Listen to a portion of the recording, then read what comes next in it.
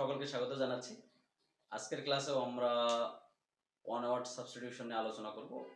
এই অধ্যায়ের আমরা বেশ কিছু গুরুত্বপূর্ণ প্রশ্ন আলোচনা করব। তো স্ক্রিনে আপনারা যেমনটা দেখতে পাচ্ছেন, 1 নম্বর প্রশ্নে বলা আছে a person whose head is in the cloud is called. একজন মানুষ যার মস্তিষ্ক ক্লাউডে, মেঘে বা এই ধরনের expression. A person whose head is in the cloud is called a daydreamer. তাহলে এক্সপ্রেশনটা কি? A person whose head is in the cloud is called a daydreamer, মানে কি দিবা স্বপ্নচারী। এই প্রশ্নটা 23rd BCS এ এসেছে এবং আরো 15তম শিক্ষক নিবন্ধন থেকে শুরু করে আরো অন্যান্য পরীক্ষাতে এসেছে। মেডিকেলে এসেছে, ভর্তি পরীক্ষায় 11-12 সেশনে, আরো বেশ কয়েকটা পরীক্ষাতে এসেছে। তাহলে a person whose head is in the cloud is called a daydreamer. এবার আসি 2 নম্বর প্রশ্নে বলা আছে a person who believes everything is called. একজন মানুষ যে সবকিছু বিশ্বাস করে তাকে কি বলে?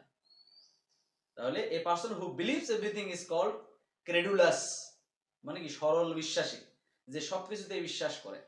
এই প্রশ্নটা আবার অন্যভাবে আসতে পারে, people who believe everything told to them. অর্থাৎ ওইসব মানুষ যাদেরকে কোনো কিছু বলা হলেই বিশ্বাস করে, ওই সকল মানুষদের কি বলে? ওই সকল মানুষদের বলা হয় ক্রেডুলাস।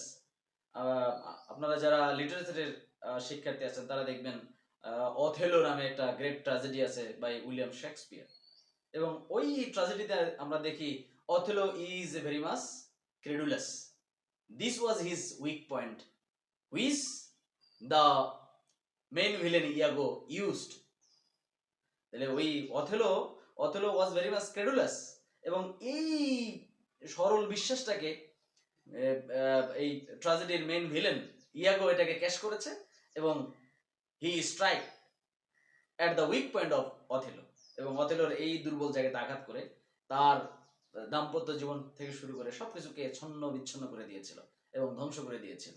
যাক, তাহলে আমরা এই জিনিসটা, এই কনসেপ্টটা মনে রাখবো। এ person who believes in everything, who believes everything is called credulous. এটা আবার আরেকভাবে আসতে পারে, people who believe anything told to them, তাদেরকে যাই বলা হয় তাই বিশ্বাস করে। এই ধরনের মানুষ বা এই ক্যারেক্টারিস্টিক্স এর মানুষদের কি বলা হয়? এদেরকে বলা হয় ক্রেডুলাস, মানে সরল বিশ্বাসী বা বিশ্বাস প্রবণ। আচ্ছা, এরপরে আমরা 3 নম্বর প্রশ্নটা দেখি। A person who is habitually silent, যারা অভ্যাসগতভাবে নীরব অথবা যারা কম কথা বলে। এই প্রশ্নটা এভাবে আসতে পারে, এ পারসন হু টক্স লেস, অথবা প্লুরাল দিয়েও আসতে পারে, পিপল হু টক লেস, যারা কম কথা বলে তাদেরকে কি বলে? তাদেরকে বলা হয় টেসিটার্ন। স্পেলিংটা একটু লক্ষ্য করবেন, TSCITURN, টেসিটার্ন। অথবা রেটিসেন্ট আমরা বলতে পারি। রেটিসেন্ট মানে কি স্বল্পভাষী। এটা অনেক পরীক্ষায় আপনার হচ্ছে SBL, সোনালী ব্যাংক, জনতা ব্যাংকের অফিসার পদে 2020 সালে এসেছে। আবার এছাড়াও আরো বেশ কয়েকটা হচ্ছে ভর্তি পরীক্ষাতেও এসেছিল এই প্রশ্নটা। তাহলে আমরা এখান থেকে জানলাম যে মানুষটা কম কথা বলে, a person who talks less is called টেসিটার্ন।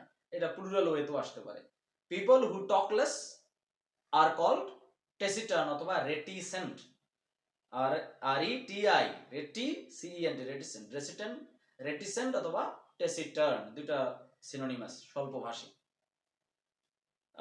আবার যেটা বললাম আর কি, হ্যাঁ, যদি এই ধরনের এক্সাম্পল, হ্যাঁ, একটা পার্সনের নাম দিয়ে এসেছে, যেমন Rahim speaks less in a meeting, অথবা ইন দ্য মিটিং, অথবা ইন দ্য ফোরাম।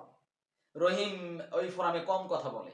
হ্যাঁ, here Rahim is called reticent অথবা টেসিটার্ন।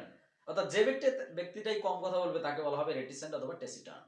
ওকে, এরপরের প্রশ্ন দেখি আমরা। এ person who believes that laws and government are not necessary, যে মানুষটা মনে করে, যে মানুষটা বিশ্বাস করে যে একটা দেশের জন্য আইন কানুন বা সরকারের প্রয়োজন নেই, তাহলে ওই মানুষটাকে কি বলা হবে?